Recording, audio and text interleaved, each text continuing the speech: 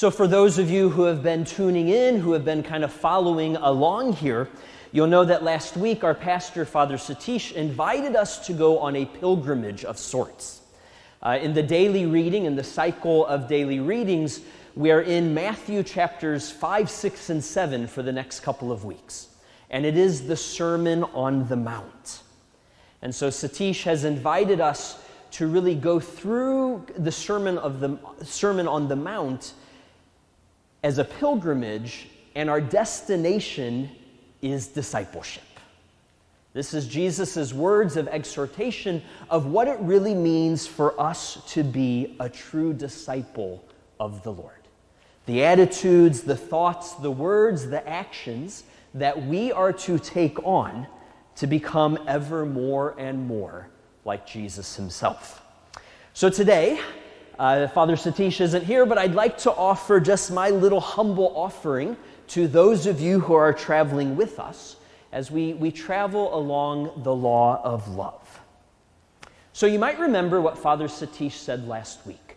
The readings that we are in right now, we are in the middle of 6 antitheses, where Jesus says, "You have heard that it was said in the past," and then he gives one of the laws given by Moses. But then he says, "But I say to you." And Jesus takes that law and he kind of breaks it open in a new way. Jesus doesn't come to abolish the law, but we're told that he comes to bring it to fulfillment. Jesus gives us a new way, a fresh way of looking at these commandments, all based on the law of love. Love of God and love of nature, the law that Jesus came and preached to all of his people. In a sense, Jesus takes these commandments and he says, let's go a little bit further. Let's go more to the heart, to the spirit of the law. And it really is inviting us to reflect the life of Jesus in our own lives. And so today we are at the 5th antithesis. Jesus says, "You have heard it said, an eye for an eye, a tooth for a tooth. But I say to you, offer no resistance. Turn the other cheek. Offer your cloak. Go the extra mile. Give what is asked for." Now, I'll admit, at first glance, it seems like Jesus is telling us to be a doormat. Let everybody just walk over us. It's like he's saying, just step back and don't do anything. But of course, that's not what Jesus is saying. Because he reminds us that the path of discipleship is not one of just stepping back, but it's really one of moving forward. It is one of taking some sort of action, but as Jesus often does, it's maybe not the action that we would expect. And again, he calls us to something more. He calls us to be a little bit more like himself. So let's look at this law, an eye for an eye, a tooth for a tooth. We often see this as, yes, we can give some vengeance. We can get revenge for someone who does wrong against us. But if we go back and look historically, it's really a law about moderating retaliation. It's kind of a law about giving just punishment.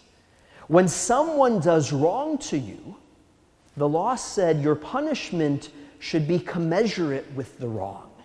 It should never go above and beyond what was done for you. So if someone causes you to lose a tooth, you can't cause more suffering to the other person than the suffering of them losing a tooth. Or you can't go beyond, you can't make them lose 2 teeth. Let's put it that way. So it is about moderating punishment. It is about kind of saying, what is the correct retaliation you can give? And yet in that, it still allows for some retaliation. And Jesus says, I think maybe there's a different way. Maybe there's another way in which we can respond. Not with revenge, not with vengeance, not in retaliation. That we are to respond not in an equally violent way, but we are called to respond with compassion, with mercy, with tenderness, and with great love. Now, I think we could all agree our natural response is we want to fight back. Our natural response is to say, hold on, no, you did something to me, now I want to do something to you in return. But I think Jesus is reminding us that when we respond to violence in violence, it just begets more violence. And Jesus calls us to a very different way, a way that in his day, and I think even in our day, we might say is quite radical. He says, don't respond with violence, but turn the other cheek. Give your cloak. Walk the extra mile. Jesus says that yes, we are to respond, but not respond by striking back. Not respond by giving an equal barb to that other person, but to respond by showing compassion and by being merciful. I think Jesus is telling us when we come against some wrong, when we come against some evil, maybe our first reaction should be just to step back and take a deep breath. Maybe our first reaction should be not responding in kind, but maybe trying to get to the root of the problem, to get to the root of the injustice, to get to the root of the anger, and try to work it out in a different way. It's kind of like Jesus is telling us we need to stay at the table. If someone strikes you on the cheek, offer the other cheek. Be with them. Encounter them. Try to work it out. Talk to them. Do these things that are very nonviolent so that we can work towards peace. We can work towards harmony so that we can go away from any sort of violence. We know that psychology often tells us when we're confronted with some stressor, we usually have two options. We can fight or we can flight. But psychologists also say maybe there's another way. Maybe instead of making that decision to fight or flight, maybe we make the decision to tend and befriend. Now that's quite radical, especially in today's world. But tending, cultivating a relationship with that person, tending to their own needs, which might be at the root of the problem, or even befriending that person. Tomorrow's reading, we're going to hear that we are to love our enemies. That's very difficult to do, and quite honestly, I'm going to let Satish deal with that one tomorrow. But I think it gives us an idea of what Jesus is inviting us to. He tells us to turn the other cheek by reacting with humility, by letting go of ourself, by trying to understand the other, by not responding with a sarcastic word or a put down or an insult, but to continue to be with that person to try to come to some understanding, to work in a nonviolent way towards justice and towards peace.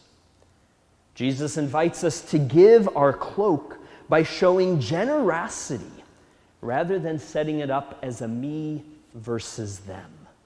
Instead of holding on to all that I have, to act with radical generosity, to shower love and compassion upon the other person. And then Jesus invites us to walk 2 miles, to not turn our back, but to stay at the table, to maybe walk with the person, talk with the person, so that we might work towards reconciliation in whatever the problem might be. In my own Marianist tradition, Father Chaminade, our founder, talked about cultivating a contagion of good. Now, we know all about contagious stuff right now, correct? And we often know, so often we have a contagion of evil. One evil act begets another evil act. But it can be the same thing with good. In fact, Jesus invites us to this other way, the contagion of good, where perhaps one good act can then bring forth another good act. And instead of continuing the cycle of violence, we begin a new cycle of goodness. I think that's what Jesus is inviting us to. That's what it means for us to be true disciples of the Lord. Now, brothers and sisters, I know that none of this is easy.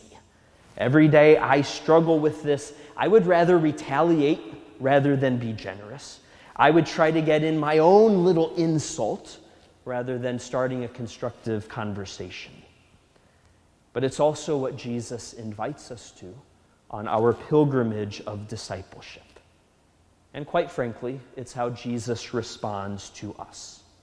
In a few moments, we will gather around the altar, and as we do that, we bring our own sinfulness. We bring our own inclination to be sinful. And yet Jesus continues to offer himself to us. He continues to go to the cross so that we might have life. He continues to come into our presence through his body and his blood. Jesus shows great compassion, great mercy, and great love to us, and we are invited to do the same. So as we continue our pilgrimage together, let's work on being just a little bit more compassionate, a little bit more merciful, a little bit more nonviolent, a little bit more loving in all that we think, all that we say, all that we do. Let's pray that we might have the courage and the bravery to turn the other cheek, to give our other cloak, and to walk that extra mile.